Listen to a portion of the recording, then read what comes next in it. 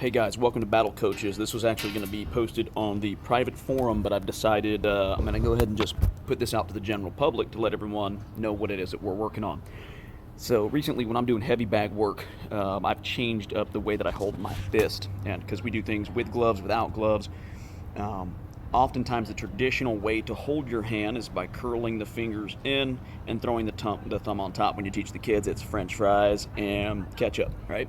So instead of doing that, which sometimes in combatives, we're using our grappling hand. So if we're doing grappling, you want to have an open hand sometimes. If you're doing defense against knife, that extra 3 inches of pinky might make the difference between being deflected or I'd rather lose a pinky than have that blade go into me. Of course, we're training.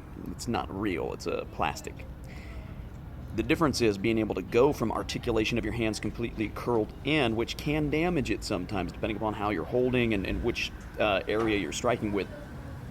So what I've been doing recently that's different, and I did this because when I'd hit on the tombstone, you can also hold your hand, curling it in and just throwing your thumb on this knuckle. That happens quite a bit as well.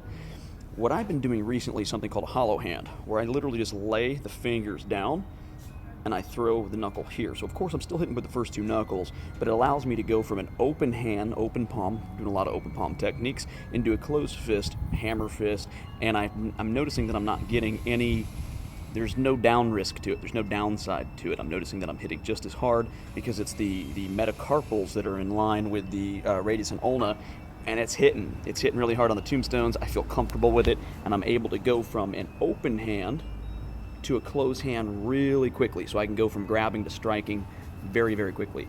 If anybody has any say on this one way or the other, I'd love to hear it.